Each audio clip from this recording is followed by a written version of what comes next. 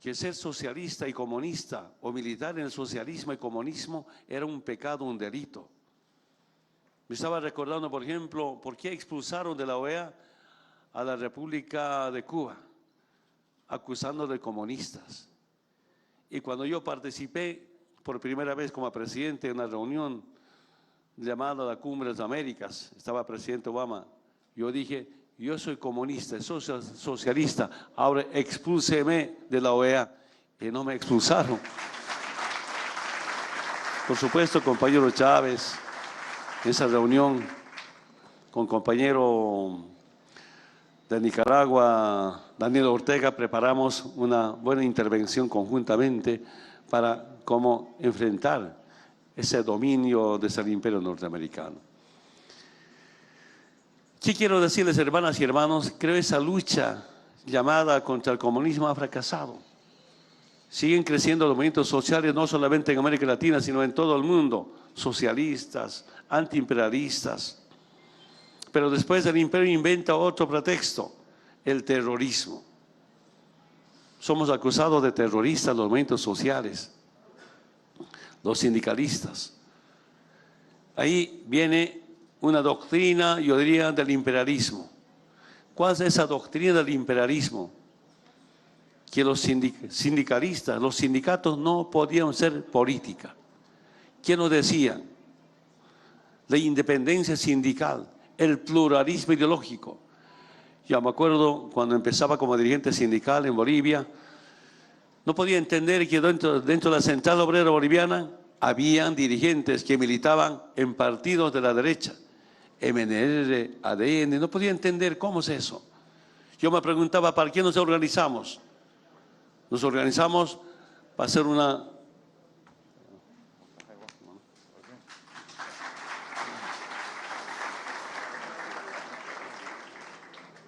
para luchar por una reivindicación social, cultural, beneficios para el sindicato, para nuestras bases. Nos organizamos para luchar contra el patrón Estado o patrón privado. Cuando la derecha en gobierno son también patrones. Sin embargo, no podía entender, nuevamente quiero decirles que hayan miembros de la Central Obrera Boliviana o de algún sector social militantes de los partidos de la derecha. Eso era una profunda diferencia cuando hacíamos la lucha sindical social. Yo siento, hermanas y hermanos, esa lucha también derrotamos, que desde los movimientos sociales gestamos un movimiento político de la liberación. Después usaron el tema del narcotráfico. Yo tengo el lindo recuerdo acá, cuando era diputado, conformaba el Parlamento Indígena. La sesión del Parlamento Indígena era en Caracas, Venezuela, creo que era mi primer viaje. Y en los periódicos, primera plana de periódicos, ¿qué decían? Chávez narcotraficante, no podía entender. Y el Parlamento Indígena de América haciendo gestiones para ver, conocer a Chávez, escuchar su voz. Nos aceptaron una reunión con Chávez al Parlamento Indígena de América. Pero antes de la reunión se habían informado que un productor de coca estaba en el Parlamento Indígena. Informado de eso, seguramente algunos hermanos colaboradores dijeron que está un cocadero en el Parlamento Indígena. Recomendaron que no pueden reunirse. El Parlamento Indígena casi me pegan a mí porque por culpa de Evo no hubo reunión con Chávez. Imagínense esa penalización, esa satanización. Me refiero a eso. Y fracasó la reunión. Pero yo sigo convencido, desde el punto de vista del imperio norteamericano, no hay lucha contra el narcotráfico. El tema del narcotráfico usan con intereses netamente geopolíticos. Un solo ejemplo, perdone hermana Piedad colombiana. Tantos años en Colombia, 10 o 9 bases militares, millones y millones de inversión, sobre pretexto de acabar el terrorismo y el narcotráfico.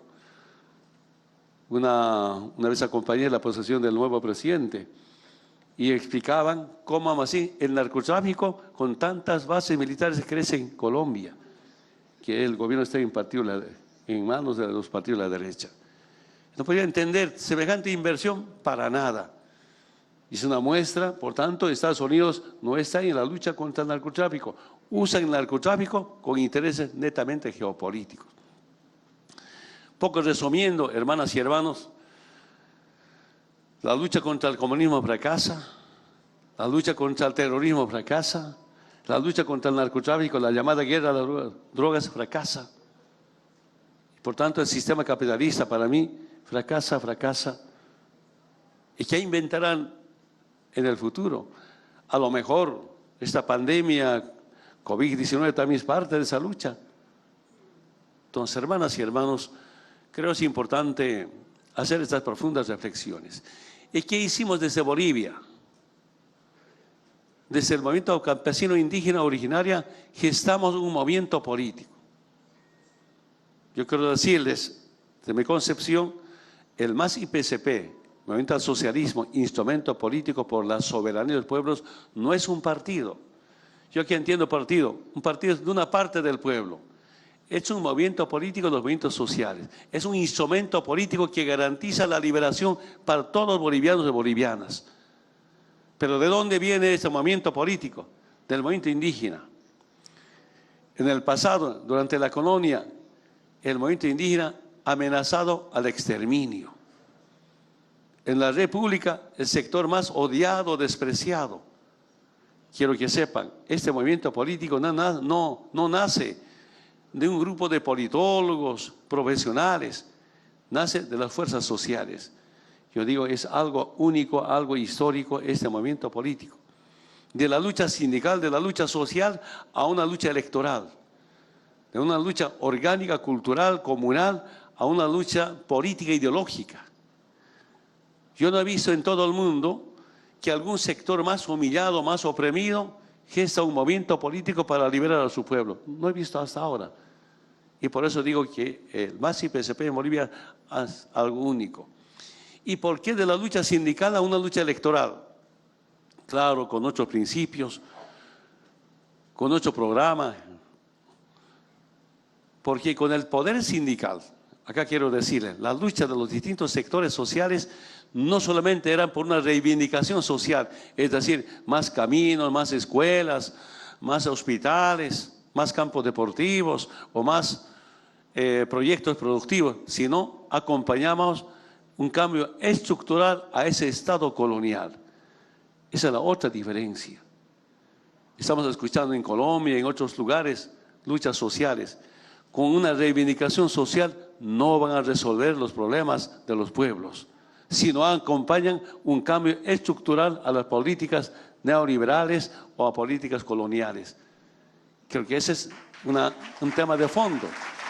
Y en Bolivia, hermanas y hermanos, al margen de luchar por una reivindicación social, más escuelas, más hospitales, dijimos también, a ver, en lo político la refundación de Bolivia, en lo económico la nacionalización de los recursos naturales y en lo social la redistribución de la riqueza. Así hemos resumido desde el movimiento campesino indígena originaria, por supuesto otros sectores sociales para hacer nuestro programa. Entonces, en esta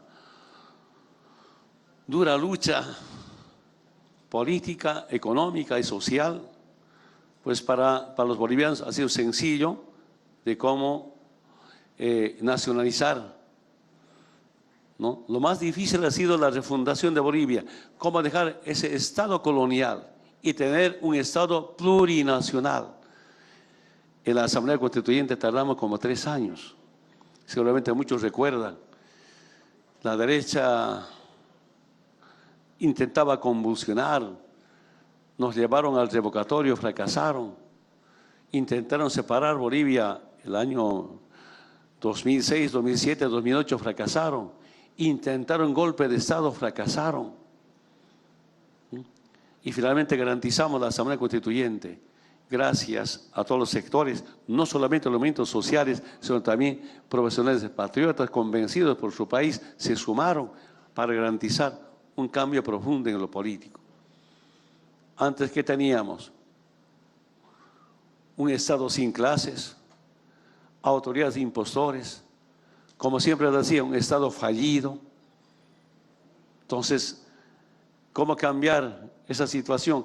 Y eso hará justamente refundando que todos tenemos los mismos derechos, los mismos deberes.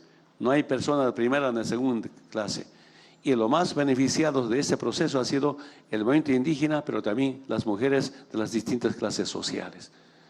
Garantizamos esa equidad en las instancias correspondientes. Compañeras, compañeros presentes acá.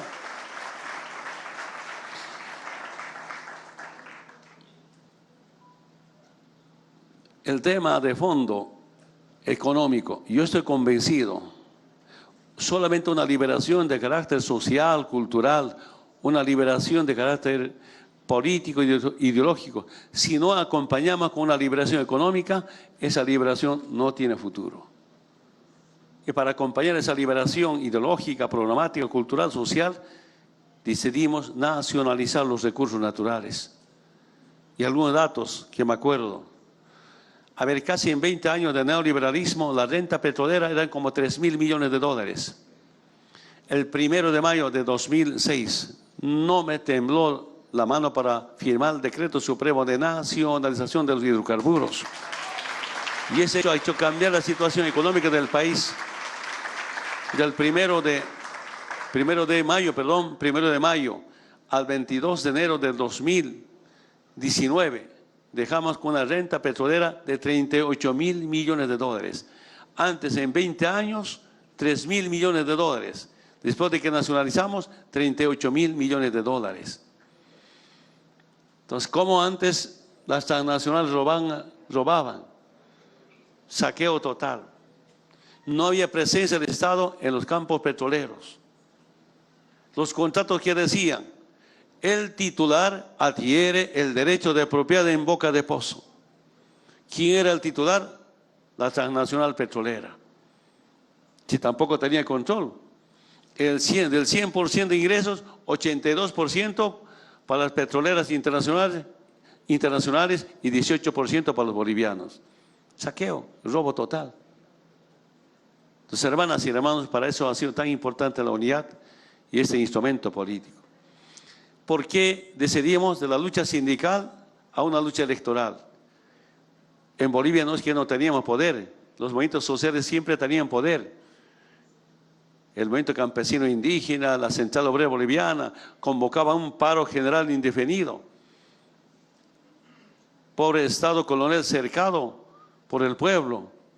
Se dictaba estado de sitio, dirigentes detenidos, confinados, y seguía el modelo neoliberal.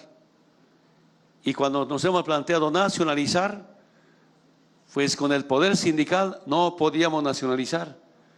Era importante tener el poder político, el poder electoral, y ahí viene esta lucha. Palabras del líder socialista de Bolivia, expresidente de la primogénita y aparte la fundada, la hija predilecta del Libertador. Hablamos de Bolivia, Evo Morales, en el marco del Congreso Bicentenario de los Pueblos del Mundo, y al mismo tiempo las palabras de Piedad Córdoba, lideresa colombiana. Esta es una ponencia magistral que están haciendo enmarcado en la visita de más de 300 delegados de este Congreso Internacional, que desde el día de ayer se ha instalado en diversas mesas de trabajo y están compartiendo los pensamientos antiimperialistas. Bien importante, es una semana histórica, emblemática para nuestra hermosa Venezuela, que sigue siendo, como hace 200 años, ejemplo de superación, ejemplo de antiimperialismo y de gran resistencia para los pueblos. Así despedimos. Feliz noche.